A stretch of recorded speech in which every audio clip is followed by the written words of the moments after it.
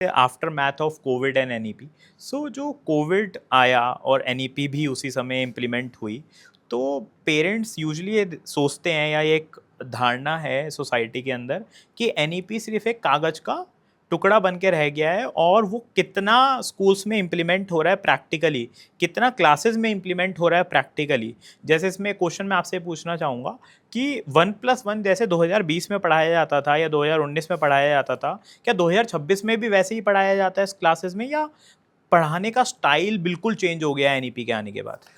पढ़ाई बिल्कुल चेंज हो जाना चाहिए, ओके। चाहे वो एनईपी हो या ना हो। ओके। बट एनईपी तो ये कह ही रहा है कि उसको चेंज हो जाना चाहिए। तो एनईपी क्या कह रहा है? एनईपी ये कह रहा है कि टीचर्स को कंटेंट डिलीवरी नहीं करनी, ठीक है कि नहीं? टीचर्स को बच्चों के अंदर कॉम्पिटेंसी डेवलपमेंट करना, रोट मेमोराइजेशन को जो है हमें लर्निंग एक्सपीरियंस में बदलना है। ओके। बच्चों के अंदर पढ़ाई को लेकर के एक प्यार पैदा करना, एक चाहत पैदा करना है, एक बोझ नहीं बनाना है, ठीक है कि नहीं? फिर जो है, जो पढ़ाने की पद्धति है, आप इसको थोड़ा सा अपने एंशियंट विजडम से भी जोड़ने की अगर कोशिश करें, तो ये जितनी भी हम मॉडर्न वेस्टर्न पेडागोजिकल मेथडोलॉजीज़ हैं, जिसे आप एक्सपीरियंशियल लर्निंग कह लीजिए, स्टूडेंट लर्निंग कह लीजिए, स्टूडेंट पार्टिसिपेशन कह लीजिए, ये सारी चीज़ें हमारी एंशियंट विजडम की बहुत ही इंटीग्रल हिस्सा रही हैं। ये तो हमारे यहाँ जो है अभ्यास, तर्क, सहजता, यू गेट माई पॉइंट, बिल्कुल सही, अनुभव, बिल्कुल सही बात है। ये सारी चीज़ें हमारे इंडियन नॉलेज सिस्टम से आती हैं।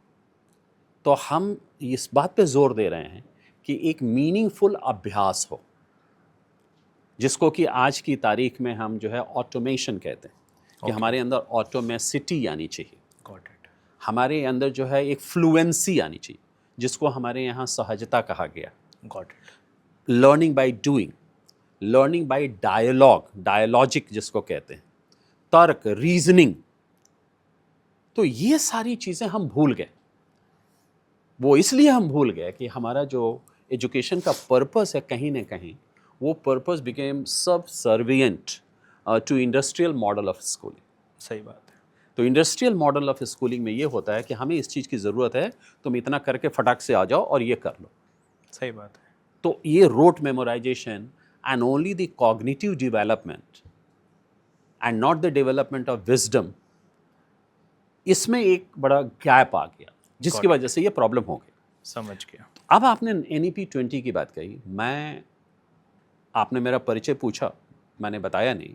तो मैं 40 वर्षों से हूँ स्कूली विद्यालयों में, और 40 वर्षों में जब मैंने पढ़ाना शुरू किया था, तो उस समय लास्ट एजुकेशन पॉलिसी आई थी 1986 में, जब मैंने पढ़ाना शुरू किया था। Got it. और जब मेरे पढ़ाने का या प्रिंसिपलशिप का लगभग अंत हुआ, तो 2020 में ये पॉलिसी आई। तो ये जो लंबा अंतराल है, मैं आपको ये सिर्फ इसलिए बता रहा हूँ कि 1986 से लेकर के 1996 या 95 तक किसी को पता नहीं था कि 1986 की पॉलिसी क्या है। अच्छा। उसके बाद थोड़ा रिवीजन हुआ, फिर Got national it. Curriculum framework 2005 में आया, 2010 में आया, तो समझ लोगों को पता लगा। तो यानी 1986 की पॉलिसी के बारे में जनमानस में कोई प्रभाव नहीं पड़ा। लेकिन आप ही बताइए अपने अनुभव से भी, 2020 के बाद तो हर बच्चा, हर पेरेंट एनईपी 20 के बारे में सुन चुका है। ऐसा क्यों है? ऐसा क्यों है? ऐसा सिर्फ इसलिए है कि ग्राउंड लेवल पे एनईपी 20 इज वर्किंग। और उसकी एक और भी वजह है कि ये एनईपी 20 बैठ के किसी एयर कंडीशन ऑफिस में नहीं बनी है। एनईपी 20 ये ग्रास रूट लेवल से आई। Years and years of consultation have gone behind it. Got it. Got it. आप समझिए इस बात को? समझ गया, समझ गया। तो बिल्कुल सही। मैं इस बात को मानने में थोड़ी मुझे तकलीफ होगी कि एनईपी 20 इज कागज़ का टुकड़ा है। नहीं, एक तो है नहीं वो, दूसरी बात बहुत ही प्रोफाउंड चीज़ है, मैंने पहले भी कहा।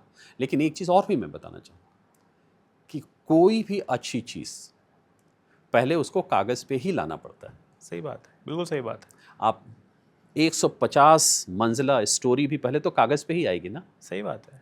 लेकिन उसका इम्प्लीमेंटेशन तो हर व्यक्ति के हाथ में है ना। सही बात। और पेरेंट्स का भी उसमें सहयोग चाहिए, टीचर्स का चाहिए, प्रिंसिपल का चाहिए, बच्चों का चाहिए। तो क्या होता है कि कोई भी पॉलिसी जो होती है ना मयंक, वो हमेशा बड़ी रोमांटिक सी चीज़ होती है, बड़ी पोएटिक चीज़ होती है, बड़ी एक सॉफ्ट सी चीज़ होती है, दिल को छूने वाली होती है।